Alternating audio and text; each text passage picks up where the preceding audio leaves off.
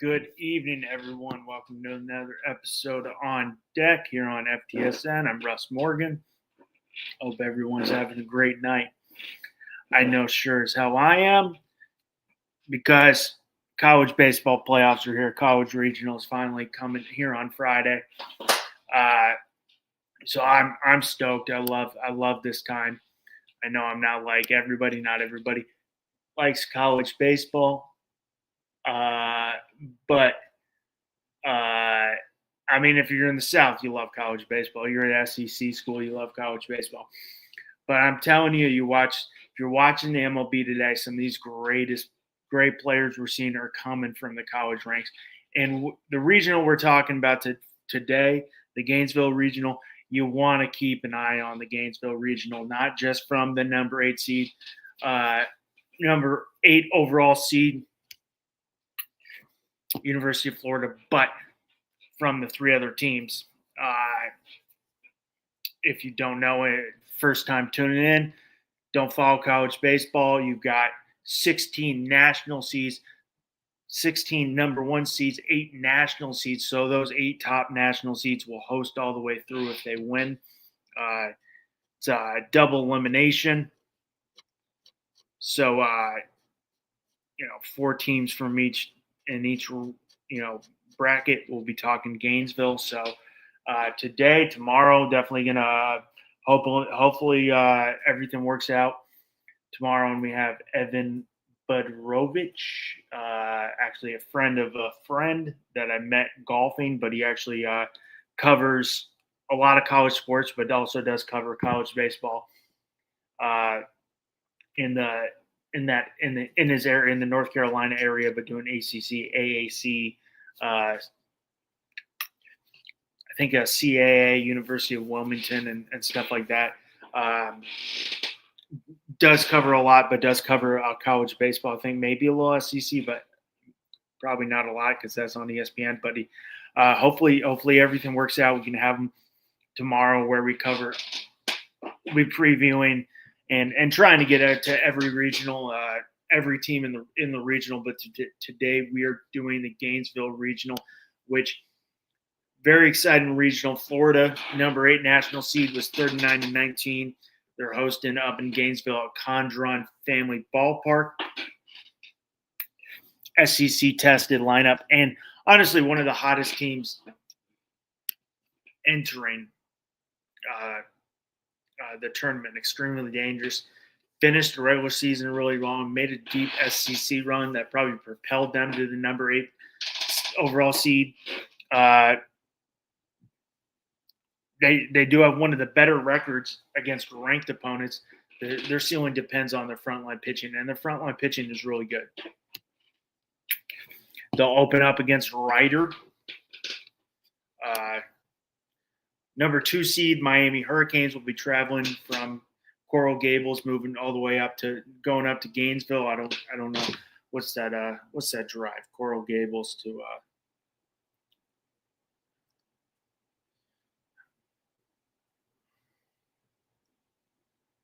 Let me see. I'm gonna probably someone in, if you're in the comments, how long is it to? If you know, how far is it?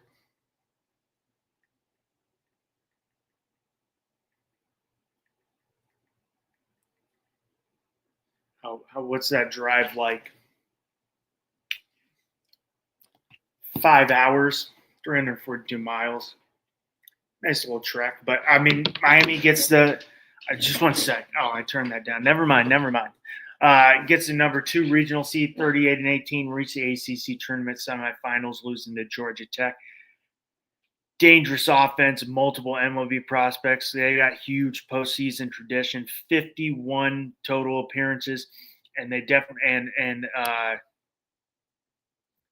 they had the 40 amazing feat. And I'm getting some slack on this right now with my co-host from College Blitz, my man Q from the I Hate Football podcast. Obviously, a big Hurricanes football fan. I'm arguing. I'm sorry. Football's the football. I mean, they have great tradition. baseball's better. You're telling me the baseball tradition's better. I know it's not football. They're never going to have the following that the football team has in any sport is college baseball. 44 straight years of being a competitive team and making the playoffs. I'm sorry, the football team can't boast that.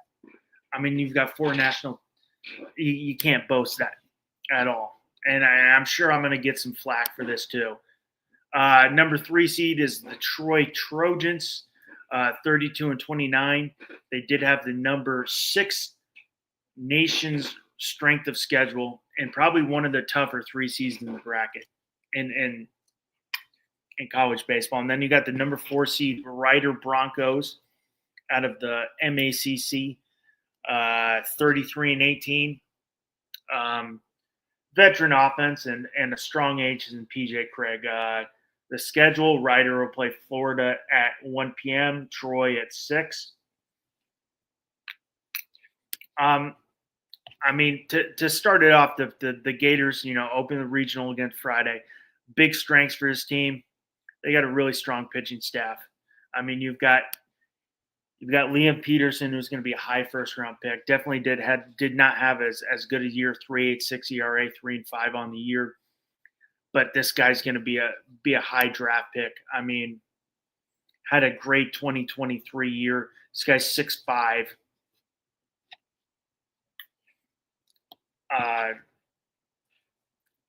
His fastball's mid-90s. Ability to reach 98, 99. A mid-80s breaker. 12-6 hammer curve. High 3/4, which really good on that curve. I mean, if you look at his scouting report, they're giving him a 60 grade fastball, 55 slider, 55 curveball, 55 overall. This guy right now is the 14th ranked prospect in the major league top 100 for the draft, which you'll want to watch this playoff because we'll probably have the number 1 pick in college in Major League Baseball in July or whenever. I think it's July. Will be coming from UCLA. If he's not 1, he'll be 2, but I think he's going 1. But, I mean, strong pitching staff, Liam Peterson, Luke McNeil, and even sophomore pitcher Aiden King. He's got 2.86 ERA, 8.2 on the year, and 84 innings pitched. And they played very well, experienced SEC lineup after a deep run, and they play well at home. Yes, they've had a little tough times of late. I've lost some regionals there, but I don't think. I think this is definitely one of the more interesting regionals, especially with Troy, who Troy has made the college playoffs a lot, and Miami, who could definitely be a dark horse. Historically, Florida, it's been a top program. 2017 national title, 2023 runner-up, multiple college Omaha appearances. A lot of analysts think Florida's got a legitimate shot to reach Omaha because they're hot at the right time, which, if you know, that's all baseball. I mean, you got dominant pitching. Luke McNeil, Liam Peterson, Aiden King. If the Gators keep on getting quality starts, avoid burning the bullpen early, they can become very hard to beat. You've got the home field advantage of Conrad Park. Florida has strong postseason history under Kevin O'Sullivan, and that crowd environment's usually very, very good momentum. Kevin O'Sullivan at Florida does a hell of a job. Great coach. Score early, and they got to force opponents in the bullpen. It's about depth in the regionals. You got to have those pitchers go long. You can't have that tax of the bullpen like we've seen. Florida's lineups experienced enough. If they jump ahead early, they should wear down teams like Miami and Troy. Their SEC tested offense usually has the edge in these tournaments. You got to avoid the defensive mistakes. One sloppy inning, clean innings are best way to win. Strong defense, limited the walks. I think they'll get through. And the matchup we all want to see is Miami versus Florida right in that second round. A lot of analysts have Florida going to Omaha, but because they're so battle tested and the SEC is unbelievable, you think the SEC in football is great. SEC baseball takes it to another level. Obviously, if you saw all the top national seeds the SEC got, and they got Liam Peterson, currently ranked 26 with 3-5, but he be interesting who gets the nod, or sophomore Aiden King who gets the nod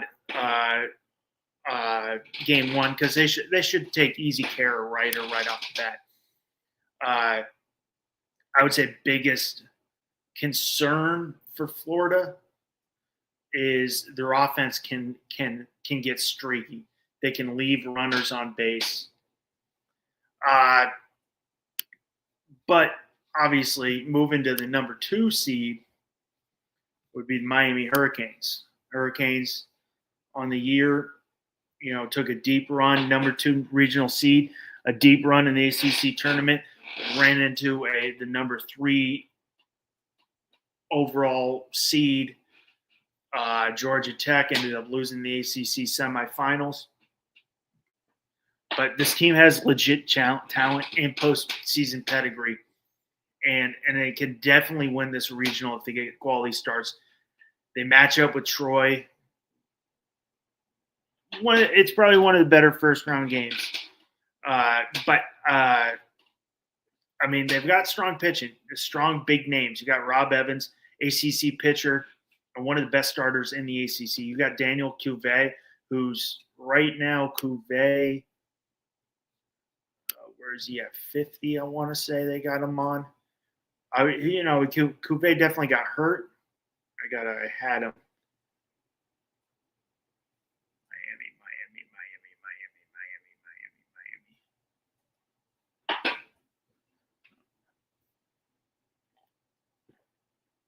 Sorry, I had him earlier. I'm trying to look what Cuvé's ranking. The guy who was massive last year to help a very underdog Miami team make it to Hattiesburg and end up winning that regional. I want to say it's going to drive me nuts because I just saw him earlier. I'm going to go crazy because I just saw was a massive part of that team last year as a sophomore. This year, definitely did get hurt a little bit, but he's still batting .305. Did have 151 plate appearances, 12 home runs. And you've got Alonzo Alvarez, a freshman, who's got a hot of late. This team, historically, one of the best college baseball programs. 4 national titles, 51 tournament appearances to go along with that 44 straight, and multiple college World Series trips.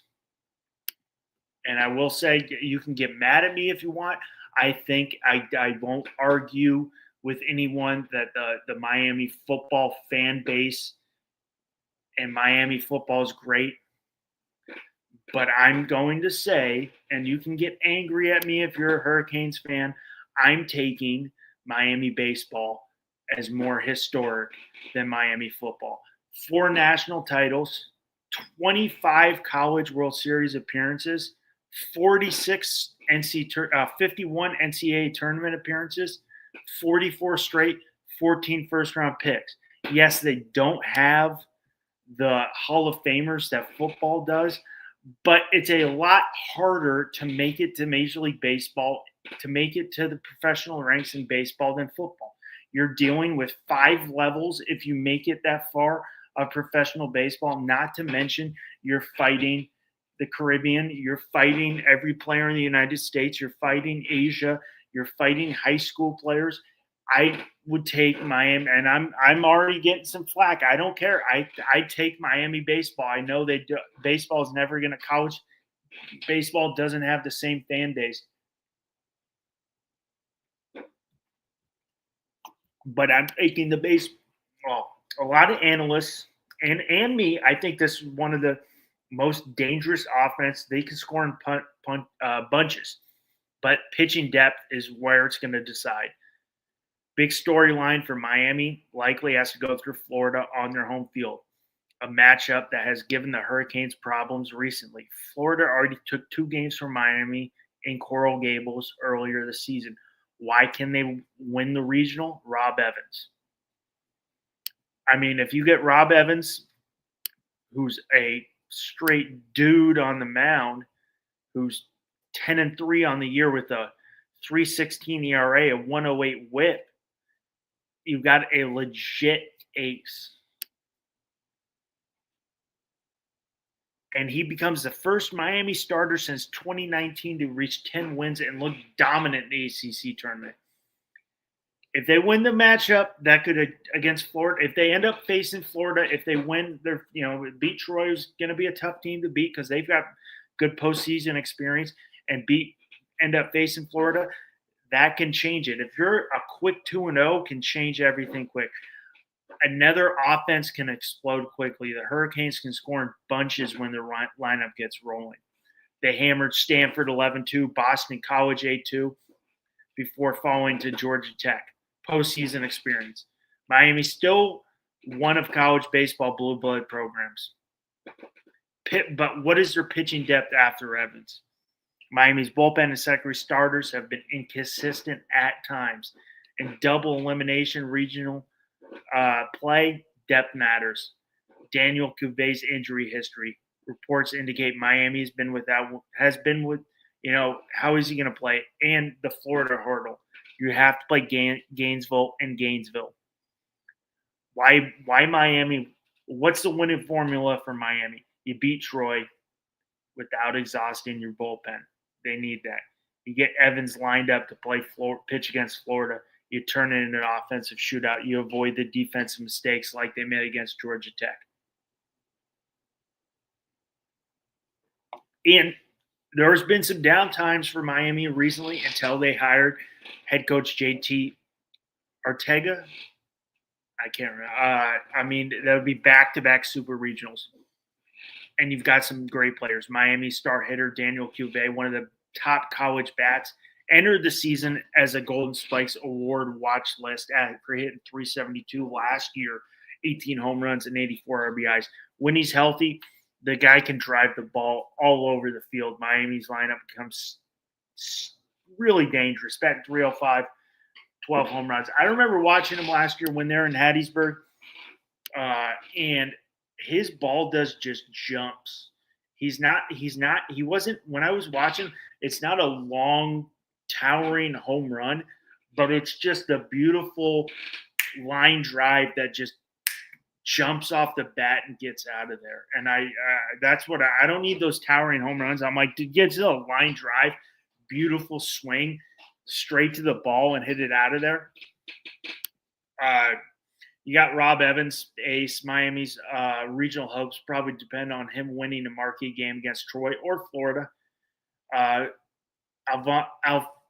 Alonso Alvarez, freshman breakout player who got hot at late. He could help spark Miami's lineup. Jake Ogden, who was big last year, the UNC Greensboro transfer, veteran infielder, helped stabilize the lineup defensively and offensively. And experience matters in regional play. Important bullpen arm is Ryan Blitka. Miami's bullpen depth is probably one of their biggest question mark. So could become critical. He could become critical in elimination games. And then left-handed pitcher Lazaro Colora. He was big against Boston College in the ACC tournament. Miami needs him to eat up some quality innings. The overall formula for Miami: Evans must pitch like an 8. Cuvier, be that middle of order, the force. The bullpen can't collapse, and they're probably going to have to go. They're going to have to go through Florida. A lot of observation this year is Miami has enough power to reach a super regional, but it's going to come down to pitching consistency. Why they can win this regional? They got strong offense, experienced lineup, momentum from the ACC tournament. Probably biggest concern is a tough draw playing in Gainesville. Troy considered a dangerous sleeper, and you got pitching depth injuries, especially Cuvée. But their most path is a rematch in the winners bracket against Florida, which hope we get Evans and Liam Peterson. Why they're so dangerous, though? Elite offense when healthy. You got a ACC tested schedule. ACC is loaded, not unlike football. ACC and baseball is loaded, unlike football.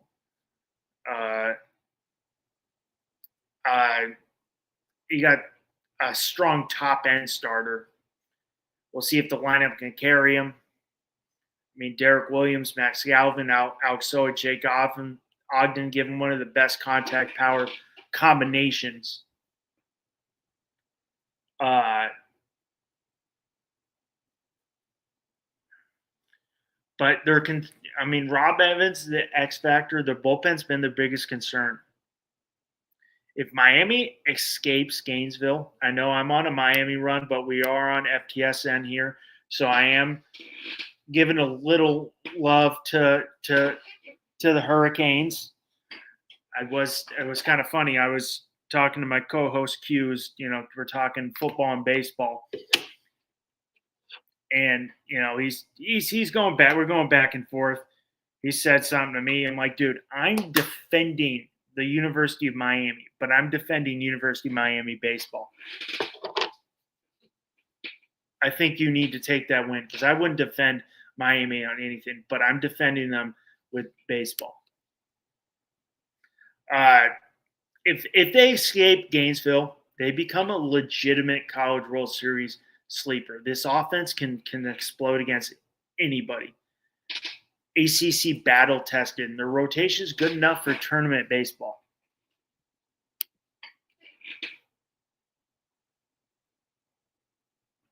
You got number 3 seed Troy, not your normal 3 seed. They played the number 1 strength of non-conference schedule in America, multiple SEC opponents, and will own one of the strongest resumes under mid-majors. They are battle-tested, physical offensively, and capable of upsetting anybody. Miami versus Troy in Game 1 feels like a great 2-3 matchup that I'm going to be watching. But big concern for them is pitching consistency. I know we don't forgot any Gator fans, any Hurricanes fans with a little prediction. More than welcome to jump in and throw your comment in. There's got to be some. Come on, there's got to be some Hurricanes fans. There's got to be more Hurricanes fans than Miami Marlins fans. Not saying there's a lot of Miami Marlins fans, but hey,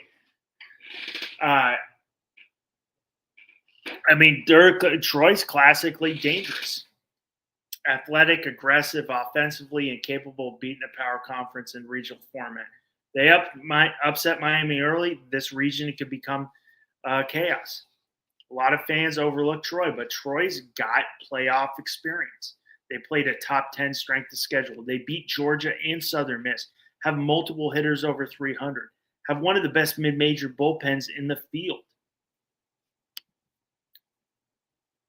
And then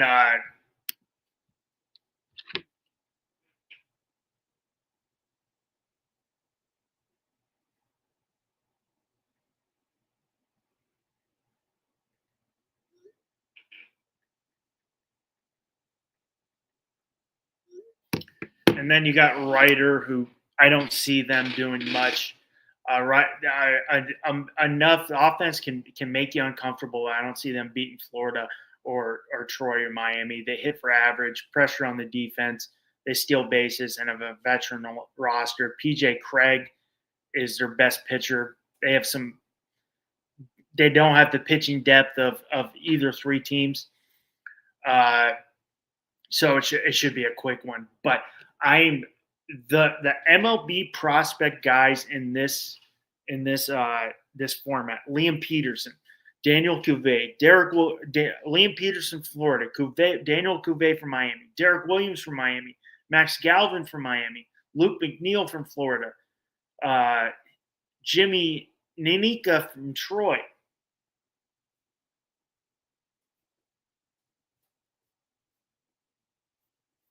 got so much notes that I'm just like running out of them.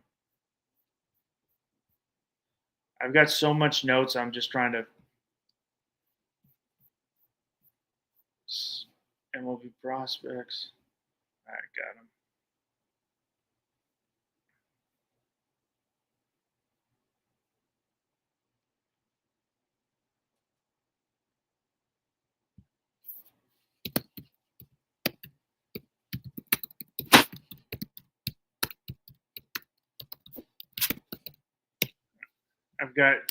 I'm just Ryder, heavy underdog. They're 33. Their offense is good. Key bats. Uh, they got a mature roster, but I mean, their ceiling's nothing.